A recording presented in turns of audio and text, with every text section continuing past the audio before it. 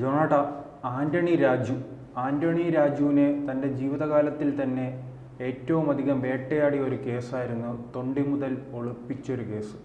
അദ്ദേഹം മന്ത്രിയായിരുന്നപ്പോൾ ഉൾപ്പെടെ ആ കേസിനെ കുറിച്ച് പരിഗണന ഉണ്ടായപ്പോൾ ചിലപ്പോൾ അദ്ദേഹം രാജിവയ്ക്കേണ്ട അവസ്ഥ വരെ എത്തിയിരുന്നു. അന്നിങ്ങനെ രക്ഷപ്പെട്ടു പോയി. ഇപ്പോൾ ഗണേഷ് കുമാറിന് ആ വകുപ്പ് നൽകിയതിന് പിന്നാലെ അദ്ദേഹം ഇപ്പോൾ മന്ത്രിയല്ല. ആ തൊണ്ടി മുതൽ കേസ് വീണ്ടും ഉയർന്നു വന്നിരിക്കുകയാണ്. ഇപ്പോൾ കിട്ടുന്ന പുതിയ വിവരം എന്താണ്? പക്ഷേ ഇത് പറഞ്ഞ പോലെ അദ്ദേഹത്തിനെ എക്കാലത്തും വേട്ടയാടിക്കൊണ്ടിരിക്കുന്ന ഒന്നാണ് ഈ തൊണ്ടി മുതൽ കേസ്. ഈ സുപ്രീം കോടതി അന്വേഷണത്തെ നേരിടണം എന്ന് ഉത്തരവിട്ടിട്ടുണ്ട്. 22 തവണയാണ് ഈ കേസ് മാറ്റിവെച്ചത്. അപ്പോൾ 22 തവണ മാറ്റിവെച്ച ഈ കേസാണ് അടുത്ത മാസം 20-ന് ആന്റണി രാജു കോടതിയിൽ ഹാജരാകണം എന്ന് ഉത്തരവിട്ടിരിക്കുന്നത്. 1 വർഷത്തിനുള്ളിൽ ഇതിൻ്റെ വിചാരണ പൂർത്തിയാക്കുകയും വേണം. 2 പേരാണ് ഇതിനകത്ത് ഈ കേസിലെ പ്രതി. ഒന്ന് ആന്റണി രാജു, അന്ന് അദ്ദേഹം അഭിഭാഷകനാണ്. മറ്റൊന്ന് കോടതി ജീവനക്കാരനായ ജോസ്. ഇവർ 2 പേരുമാണ് 1-2 പ്രതികൾ. ഈ കേസിൻ്റെ നാൾ വഴി എന്ന് പറയുന്നത് 1990-ലാണ് ഈ കേസിൻ്റെ തുടക്കം. 1990 അന്ന് അദ്ദേഹം ജൂനിയർ അഭിഭാഷകനായി സെലിൻ വിൽഫ്രഡ് എന്ന് പറയുന്ന അഭിഭാഷകയുടെ ജൂനിയറായിട്ട് ജോലി ചെയ്യുന്ന സമയമാണ്. അടിവസ്ത്രത്തിൽ ഒളിപ്പിച്ച 61 ഗ്രാം ഹാഷിഷുമായി ഓസ്ട്രേലിയയിൽ നിന്ന് വന്ന ആൻഡ്രൂ സാൽവദോർ സർവലി എന്ന് പറയുന്ന വിദേശി, അയാൾ 1990 ഏപ്രിൽ 4-ന് തിരുവനന്തപുരം വിമാനത്താവളത്തിൽ പിടിയിലാവുന്നു. പിടിയിലായി കഴിഞ്ഞിട്ട് ഇയാൾ പോലീസ് അറസ്റ്റ് ചെയ്യുന്നു, ഇയാളെ ജയിലിലാക്കുന്നു. അപ്പോൾ ഇതിൻ്റെ വിചാരണ സെഷൻസ് കോടതിയിൽ വിചാരണ നടക്കുന്നത് തിരുവനന്തപുരം സെഷൻസ് കോടതിയിലാണ്. നടക്കുന്ന സമയത്താണ് ഈ സെലിൻ വിൽഫ്രഡ് പ്രതിക്ക് വേണ്ടി ഹാജരാകുന്നത്. പക്ഷേ ആ കേസ് പരാജയപ്പെട്ടു. ആ കേസിൽ ഇയാളെ ശിക്ഷിക്കുകയാണ്. 10 വർഷം തടവും 1 ലക്ഷം രൂപ പിഴയും Thiruvananthapuram sessions judge KV Sankaranarayanan ഈ വിദേശിയെ ശിക്ഷിച്ചുകൊണ്ട് ഉത്തരവിറക്കി. അപ്പോൾ ആന്റണി രാജു ഞാൻ നേരത്തെ പറഞ്ഞ പോലെ ജൂനിയർ അഭിഭാഷകനായിരുന്നു. ഈ കേസ് തോൽക്കുകയും ചെയ്തു. അതിനുശേഷം ഇവർ എത്രയും പെട്ടെന്ന് ഹൈക്കോടതിയിലേക്ക് പോയി.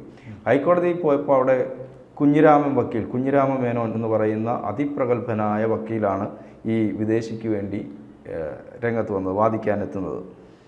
അങ്ങനെ ഹൈക്കോടതിയിൽ അപ്പീൽ പോയി കുഞ്ഞിരാമ മേനോൻ വക്കീൽ വാദിക്കുന്നു.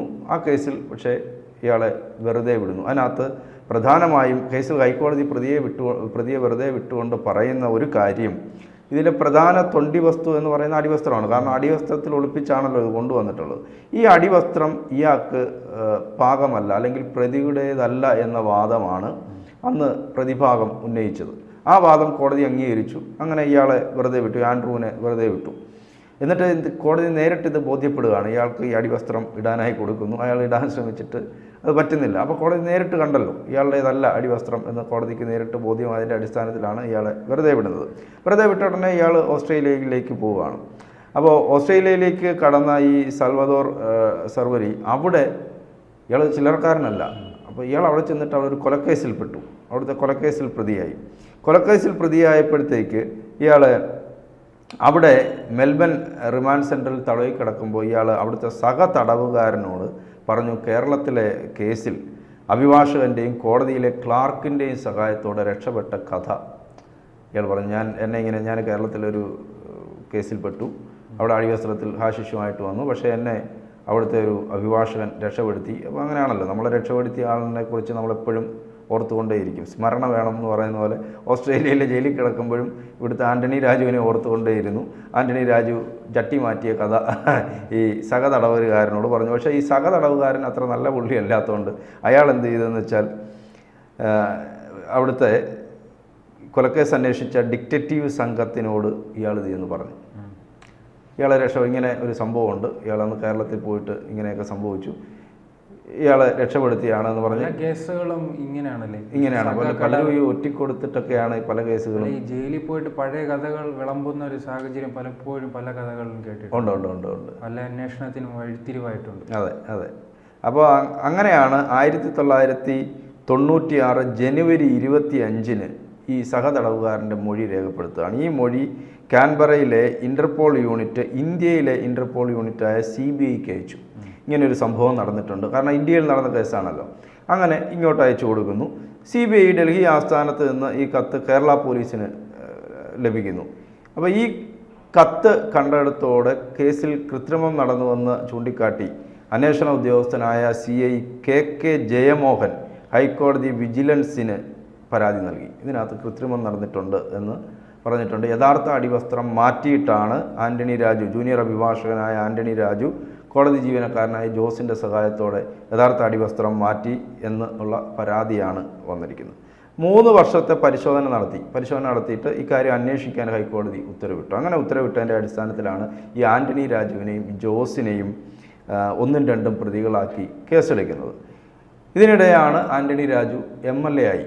ആൻ്റണി രാജു നേരത്തെ MLA ആയിട്ടുണ്ട്. 2005 കേസ് പുനരന്വേഷിക്കാൻ അന്നത് TP സെൻകുമാർ IG ആണ്. TP സെൻകുമാർ ഉത്തരവിട്ടു ഈ കേസ് അന്വേഷിക്കണം.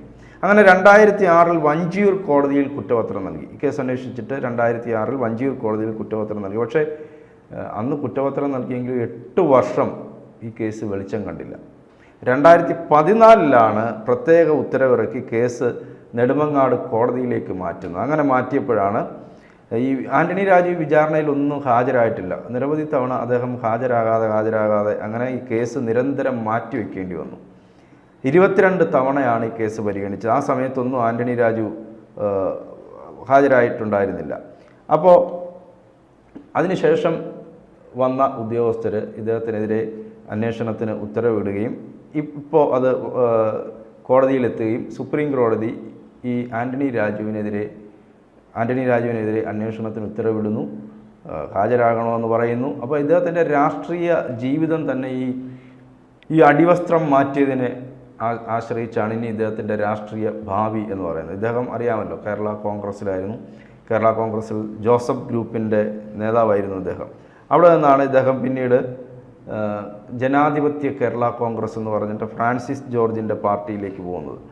ആ ഫ്രാൻസിസ് ജോർജിൻ്റെ പാർട്ടിയിലേക്ക് വന്നിട്ട് പിന്നീട് ഇദ്ദേഹം ഫ്രാൻസിസ് ജോർജുമായിട്ട് തെറ്റിപ്പിരിഞ്ഞിട്ടാണ് ഇദ്ദേഹം സ്വന്തമായി അദ്ദേഹത്തിൻ്റെ തന്നെ അതായത് ഫ്രാൻസിസ് ജോർജിൻ്റെ ജനാധിപത്യ കേരള കോൺഗ്രസ് ഫ്രാൻസിസ് ജോർജ് ഉപേക്ഷിച്ചിട്ട് ഈ ജനാധിപത്യ കേരള കോൺഗ്രസുമായിട്ടാണ് ആൻ്റണി അദ്ദേഹം കേരള കോൺഗ്രസിലേക്ക് പോയി. മാണി ഇപ്പോൾ MP ആണ്.